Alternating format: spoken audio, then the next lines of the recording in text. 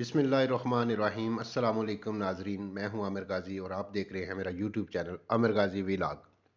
आप सबको प्रोग्राम में खुश आमदीद कहता हूं। तो आपको ये इल्म होना चाहिए कि यूक्रेन सोवियत यूनियन का हिस्सा था। सोवियत यूनियन के टूटने के बाद यूक्रेन आज़ाद मुल्क की हैसियत इख्तियार कर गया, मगर वहाँ की अवाम है जो वो रूसी ज़बान बोलती है और रूसी कल्चर, रूसी रस्म और रवाज के मुताबिक रहती है। यूक्रेन को दरअसल यूरोप के कई ममालिक की सरहदें भी लगती हैं। यूरोप के कई ममालिक अमेरिका की तरफ झुकाव रखते हैं, ये एक अलहदा टॉपिक है। ये बात भी जान लें, यूक्रेन की अवाम का झुकाव रूस की तरफ है, मगर वहाँ का सियासी ब्लॉक और इस्टेब्लिशमेंट रूस के खिलाफ और अमेरिका के हक में ये बात रूस को कभी काबिल कबूल नहीं होगी। एक तरफ यूक्रेन का बॉर्डर रूस से मिलता है तो दूसरी तरफ कई यूरोपीय ममालिक के साथ लगता है। नेटो भी वहाँ पे तानियात है। यूक्रेन में पहले हुकूमती ढांचा रूस का था जो अब यूरोप का हो चुका है, और यूरोप अमेरिका की तरफ और अमेरिका भारत की तरफ है, और चीन रूस को सी पैक में भी शामिल करके नया ब्लॉक बनाने जा रहा है, बल्कि बन चुका है। ये याद रहे, भारत कभी नहीं चाहेगा रूस सी पैक का हिस्सा बने, और अमेरिका कभी नहीं चाहेगा यूक्रेन में रूसी तसल्लुत कायम हो। पाकिस्तान रूस चीन ब्लॉक की हैसियत और दूसरे ब्लॉक में भारत अमेरिका यूरोप के कुछ मालिक होंगे। ये बताता चलूँ कि पाकिस्तान इस खित्ते का अहम खिलाड़ी है। सूफी बरकत लुधियानवी साहब की पेशीन गोइयाँ सच होने का वक्त आ जाता है। सूफी साहब ने फरमाया था कि पाकिस्तान की हाँ और ना में अक़वाम आलम के फैसले होंगे। मैं रूस को सपोर्ट नहीं कर रहा, लेकिन पाकिस्तान के बयानियों को ज़रूर प्रमोट करूँगा। पाकिस्तान का बयानिया इस वक्त ये है कि हम रूस के साथ खड़े हैं इस नए ब्लॉक में, चाइना पाकिस्तान और रूस के ब्लॉक में। तो रूस यूक्रेन को अमेरिकन ब्लॉक में कभी भी नहीं जाने देगा, और यूक्रेन की भी ये भूल है कि यूरोप या अमेरिका उसकी खातिर रूस से भिड़ेंगे।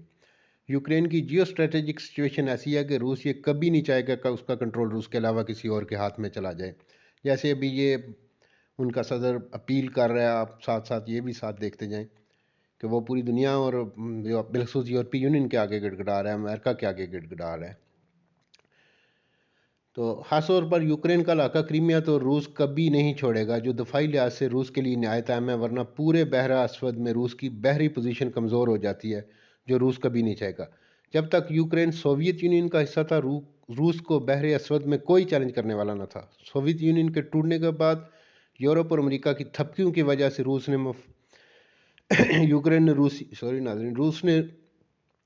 रूसी मफाद के खिलाफ नेटो में शामिल होने की ठानी, तो रूस भी सब्र करके नहीं बैठा। क्रीमिया में सेवास्टोपोल के मुकाम पर रूस का नहायत अहम बहरी अड्डा है, जिसके तवसत से रूस बहरे अस्वद के पानियों पर राज करता है। यूक्रेन का नेटो में शामिल होने और सेवास्टोपोल के बहरी अड्डे का रूस के हाथ से निकल जाने से पूरे बहरा अस्वद पर रूस की हुक्मरानी ख़त्म हो सकती है, जो रूस के दिफाई मुफाद के सरासर खिलाफ है। चनांचे 8 साल पहले 2014 के फरवरी मार्च में रूस ने क्रीमिया का इलाका ज़बरदस्ती यूक्रेन से छीनकर उसे अहम तरीन बहरी अड्डे को फ़ाल और महफूज बना लिया, जिसकी वजह से अमेरिका और उसके हादियों के वो ख्वाब चकनाचूर हो गए जिसमें वो रूस की आलमी हैसियत को ख़त्म होते देख रहे थे। अब अमेरिका और उसके यूरोपीय इत्तेहादी अगर यूक्रेन को थपकियाँ दे रहे हैं, तो वो अपनी इसी टूटे ख्वाब को दोबारा जोड़ने की मरहूम कोशिश कर रहे हैं, मरहूम जिसमें अगर नुकसान होना है तो वो सिर्फ यूक्रेन का होना है। अमेरिका और उसके इत्तेहादी रूस के खिलाफ इस हद तक नहीं जा सकते कि रूस को उनके खिलाफ ही ऐलान जंग करना पड़े, क्योंकि रूस के लिए तो क्रीमिया शहर आ गया जैसे हमारे लिए कश्मीर है। जिस तक किसी और का हाथ पहुंच जाए, रूस अफोर्ड ही नहीं करता। उम्मीद है यूक्रेन इस सूरत हाल को ज़रूर समझ रहा होगा। नहीं समझेगा तो अमेरिका और उसके यूरोपीय इत्तेहादियों की थपकियाँ उसे मौत की नींद भी सुला सकती हैं। अकेला वो रूस का मुकाबला नहीं कर सकता, और अमेरिकी इत्तेहाद भी इस हद तक पहुंच चुका है कि वो कभी भी उसकी मदद नहीं करेगा।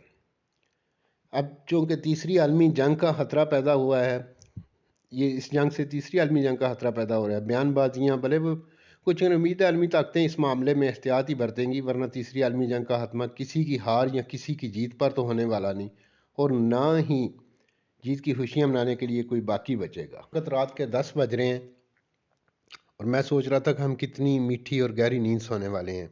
तो सुकून से सोने वाले ना शुक्रो, जिस फ़ौज को चंद कोड़ी तनख्वाह का ताना देते हो, बेईमान चोर सियासतदानों की बदनवानियाँ छुपाने के लिए जिस फ़ौज पे कीचड़ उछालते हो, जिन एटमी हथियारों और मिज़ाइलों का ताना देते हो, अल्हम्दुलिल्लाह वही फ़ौज, वही एटम बम, वही मिज़ाइल तुम्हारे सुकून से मीठी और इत्मीनान बख्श नींद का सबब है। एहसान फरामोश ना बनो, वरना आज सब कुछ होने के बावजूद कमज़ोर दफा के सबब यूक्रेन जाग रहा है, याद कर रहा है कि कभी हम भी एटमी ताकत थे। अल्लाह हाफिज़ नाजरीन, इंशाल्लाह कल मिलेंगे एक नए टॉपिक के साथ।